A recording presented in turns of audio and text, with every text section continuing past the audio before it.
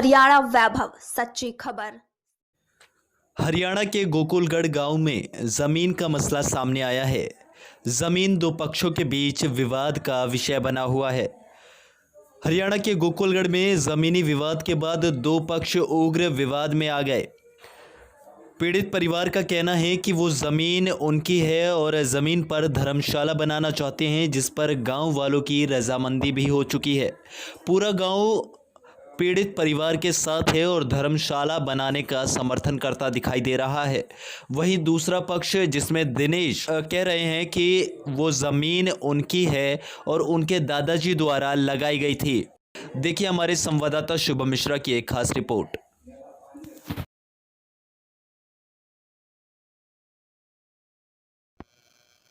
नमस्कार, मैं आपके साथ शुभम मिश्रा। इस समय आप देख रहे हैं हरियाणा वैभव। इस समय हम रेवाड़ी के गोकुलगढ़ गांव में मौजूद हैं और मैं पीछे की ज़मीनें आपको दिखा दूं। ये एक ज़मीन का मसला है जिसमें दो पक्ष अपनी दावेदारी ठोक रहे हैं और ये जो ज़मीन आप देख रहे हैं, इस ज़मीन को लेकर एक विवादित मसला सामने आया है, जिसको लेकर दो पक्ष इसको अपनी ज़मीन बता रहे हैं। दोनों पक्षों से हमने बातचीत की तो दोनों पक्ष अपनी तरफ से कह रहे हैं कि ज़मीन जो है वो उनकी है। तो इस पे गांव वालों का क्या कहना है, आखिरकार जो गांव के मौजूदा लोग हैं वो इसको किस तरह से देखते हैं, तमाम लोगों से बातचीत करेंगे। भाई जी, आपका नाम क्या है? दीपक शर्मा। दीपक जी, विवाद जो आपकी ज़मीन का बताया जा रहा है, इसके बारे में थोड़ा विस्तार से बताइए। क्या विस्तार से ये है कि हमारी पुश्तैनी ज़मीन है जी, हमारे दादा और 5 भाई है। ये हमारी ज़मीन है, खाली पड़ी थी तो हमने सबने मिलके परिवार ने सामाजिक तौर पे एक धर्मशाला बनाने के लिए प्लान किया है और इन्होंने हमारी ज़मीन पे इस साइड से रास्ता निकालने की कोशिश की। ये 4 तरफा ज़मीन है, एक तरफ आपके दूसरे पक्ष का घर है। तो वो क्या चाहते हैं? वो ये चाहते हैं कि हमारी ज़मीन पे ये हमें अपनी ज़मीन में से रास्ता दे दो। अच्छा। तो हम अपनी ज़मीन में रास्ता क्यों दे दें इन्हें? तो आप और इन्होंने हमारे ज़मीन आपकी है तो इसके लिए आपको क्या दिक्कतें आ रही हैं जो आप धर्मशाला बनाना चाहते हैं? भाई ये समाज का काम है, हमें यहाँ पे रहना नहीं। हमारे पास ज़मीन की कमी नहीं है और हमारे सब भाइयों के आपस में घर बने हुए हैं, किसी के पास कोई चीज़ की कमी नहीं है। तो हमने सोचा हमारे मोहल्ले में कोई पंचायती ज़मीन नहीं, ज़मीन इतनी है नहीं कि कोई ये सामाजिक के लिए बना दे। तो सामाजिक के लिए हमने धर्मशाला बनाने का विचार किया सभी भाइयों ने मिलकर। पक्ष इस पर क्या आप लोगों को उससे क्या परेशानी है? दूसरा पक्ष हमें हमारी ज़मीन पे रास्ता निकालना चाह रहा है और हमने रास्ते की मना की तो इन्होंने हमारी कंप्लेंट कर दी। बोलो जी, आपका नाम क्या है? दिनेश नाम भाई। दिनेश जी, आप लोगों पर यह आरोप है कि आप लोगों ने एक व्यक्ति की ज़मीन जो है उसको हत्या कर उस पर रास्ता बनाने के लिए मांग कर रहे हैं और दूसरे पक्ष का ये कहना है कि वो ज़मीन उनके नाम पर है। भाई साहब, हम तो आज तक नहीं, 12 जनवरी, फरवरी, मार्च, अप्रैल, 12 अप्रैल से इन्होंने जेसीबी चलाई थी। 12 अप्रैल को हमने कंप्लेंट दी थी। 12 अप्रैल से एक ही बात ठा रहे हैं कि भाई थार कने कागज हो तो थम लिया और मार कने तो हम दिखा देंगे। मेन रोड है कागज़ का। हम अपना कागज़ थाने में 10 बार दिखा चुके हैं। जहाँ ने कहीं वहाँ हम अपना कागज़ लेके जाते हैं। कब्जा हो, ये जो आप देख रहे हो, ये जो टीन पड़ रही है, ये टीन है जी 1996 की गिरी हुई टीन है। अभी मेरा दादा वो जीव है, मरा नहीं है कि भाई चलो हम झूठ बोल दे, गांव गली खड़ी है। और दादा का कहना है कि भाई इनके जो दादाजी थे उनने खड़ा होकर खुद यहाँ बनवाई थी कि भाई यहाँ तक आपकी जगह है, यहाँ तक आपकी जगह है। तो भाई साहब, अब बताओ हम गलत कहाँ हैं इस चीज़ में? हम लोग क्रिमिनल एक्सपर्ट्स हैं, क्रिमिनल ही केसेस देखते हैं और मास्टर डिग्री हम लोग कर रहे हैं क्राइम के अंदर। मेरे को सबसे पहले एक छोटा सा सवाल इस ज़मीन को लेके यहाँ पे ये खड़ा होता है कि इसमें पुलिस प्रशासन क्या कार्रवाई करना चाहता है। पुलिस प्रशासन यहाँ पे आकर के जिस पार्टी की ज़मीन है, जिसके पास कोर्ट से डिक्लेयर डिग्री है, उसको यहाँ से लेके जाता है। हमारी पार्टी ने बताया कि उनको बेवजह अरेस्ट करके लेके गए, 3 घंटे तक वहाँ थाने के अंदर बैठा के रखा। मतलब क्या बनता है इन सारी चीज़ों का? जो सिविल नेचर का मैटर है, इसके अंदर पुलिस प्रशासन कार्रवाई करके दिखाना क्या चाहता है, क्या साबित करना चाहता है? और अगर पुलिस प्रशासन इन सबको गलत मानता है, जो इनको यहाँ से लेके गया, हमारे क्लाइंट्स को 3 घंटे तक थाने में बैठा के रखा, तो फिर उनके अगेंस्ट FIR दर्ज करता। हमें सबसे पहली बात ये तो समझ में आए कि आईपीसी के कौन से ऐसे सेक्शंस हैं जिनके अंदर ज़मीनी विवादों के मुकदमे दर्ज होने लगे हैं आजकल। फिर वो कहते हैं जी, आज सुबह भी मेरी एसआई साहब से बात हुई, राजीव जी से, एक बार पहले भी बात हुई थी, तो राजीव जी ने बोला जी इसमें तो कई पार्टियां कंप्लेंट कर रही हैं, कोई पार्टी कह रही है मेरी ज़मीन है, कोई पार्टी कह रही है मेरी ज़मीन है। हमने उनसे क्लियर लिखा कि सर एक काम करते हैं, हम लोग थाने आ जाते हैं, हम खुद आज शहर में आए हुए हैं। तो उनका ये सीधा सा सवाल, सर आप लोग तो बाहर प्रैक्टिस करते हो, आप यहाँ पे आए हुए हो, देखो जी हम तो उन्हें भी कह रहे हैं कि अब ज़मीनी विवाद है और पुलिस इसको नहीं देख सकती। अरे जब पुलिस देख ही नहीं सकती इस मैटर को, तो उस कंप्लेंट को रिसीव करके हमारे क्लाइंट्स को 3 घंटे तक थाने में बैठाने का मतलब क्या था।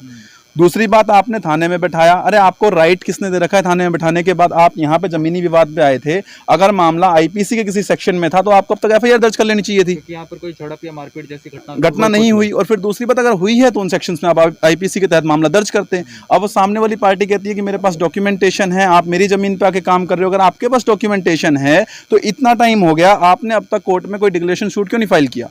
और अगर आपके डॉक्यूमेंट रेडी हैं, आपके डॉक्यूमेंट प्रॉपर हैं, आप अभी मेरी ऐसे बात हुई वगैरह जी, कोई उनके पास एग्रीमेंट है, अभी आप लोगों ने भी उनकी बाइट ली वगैरह जी, हमारे पास कोर्ट का मुख्तियारनामा है या XYZ जो भी डॉक्यूमेंट है, ठीक है, कोई भी डॉक्यूमेंट कोर्ट के डिक्लेरेशन से बड़ा तो शायद नहीं होता, जहां तक मेरी लॉ की नॉलेज है। और हो सकता है हमारे जो राजीव ASI साहब हैं या जो हमारे भाई साहब हैं दिनेश जी, उन्होंने कोई अच्छा लॉ मेरे से बेटर पढ़ रखा हो, मेरी मास्टर डिग्री है, हो सकता है उन्होंने PhD कर रखी हो इसके अंदर, जो ये सारी बातें वहां पे निकल के आ रही हैं। फिर बात आती है रास्ते की। मेरे को सिंपल सी चीज अभी तक जो समझ में आई है, आप खुद प्रॉपर्टी पे खड़े हैं, ऐसा कौन सा मकान होता है जिसके पीछे एक अलग से शेड डाल दिया जाता है?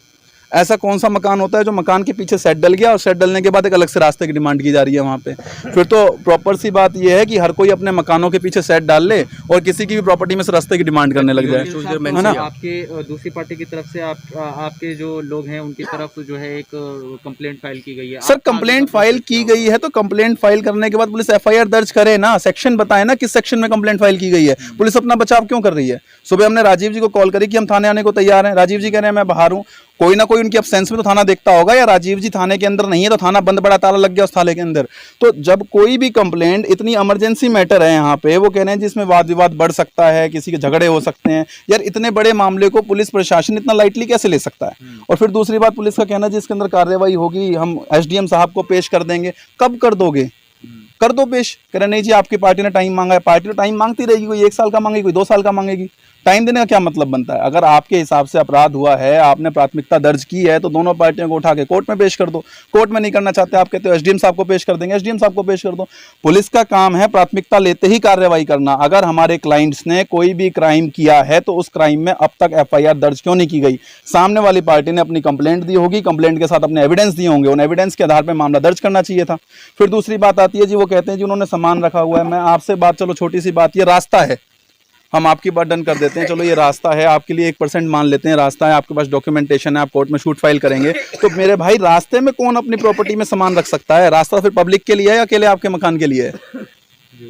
वो कह रहे जी अकेले तो हमारा मकान है इसलिए रास्ता है। सर प्रोसेस सीधा सा है, अगर पुलिस प्रशासन हमारे साथ कोऑपरेट करता है तो हम पुलिस प्रशासन के साथ कोऑपरेट करके चलेंगे। सिविल नेचर का मामला है, क्रिमिनल नेचर का मामला नहीं है। अननेसेसरी मेरे क्लाइंटों को परेशान किया जा रहा है। अगर कोई भी पुलिस ऑफिसर, चाहे वो SP रैंक का अधिकारी हो या कांस्टेबल रैंक का, मेरे क्लाइंटों का नेसेसरी परेशान करेगा तो ये कोर्ट में आकर के उसको जवाब देना पड़ेगा कि किन सेक्शंस के अंदर उन्होंने मेरे क्लाइंट्स को परेशान किया, किन सेक्शंस के हिसाब से उन्होंने FIR दर्ज की थी, वहां पे बैठाया। अगर कोई FIR दर्ज नहीं थी, कोई प्राथमिकता दर्ज नहीं थी, तो किस वजह से मेरे क्लाइंटों को बार बार नेसेसरी परेशान किया जा रहा है, मेंटली टॉर्चर किया जा रहा है। इस बात की कंप्लेंट मैं उस पुलिस ऑफिसर के अगेंस्ट कोर्ट में फाइल करूंगा। इसके अलावा प्रॉपर्टी का सिविल शूट और जो भी इसका बनता होगा मामला, वो तो हम फाइल करेंगे ही करेंगे। पहला जो हमारा काम होगा वो पुलिस प्रशासन के खिलाफ अगर बेवजह परेशान करेगा।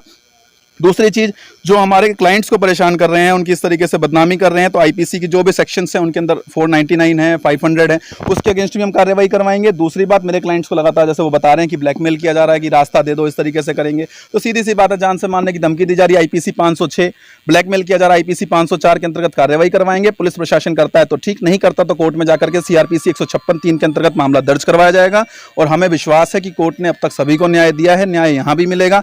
ये जो जमीन है, हमारे क्लाइंट्स समाज के लिए धर्मशाला बनाना चाहते हैं, सामाजिक कार्य करना चाहते हैं, उसके बावजूद उनके साथ ये हरकत हो रही है।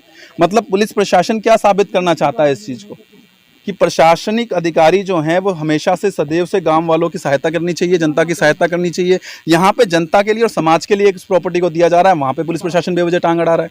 पुलिस प्रशासन का सिविल नेचर के अंदर कोई भी काम है ही नहीं एज पर लॉ, और अगर है तो अभी हम थाने चल के एसएचओ साहब से इस बारे में पूछ लेते हैं क्या लो है। हरियाणा वैभव, सच्ची खबर।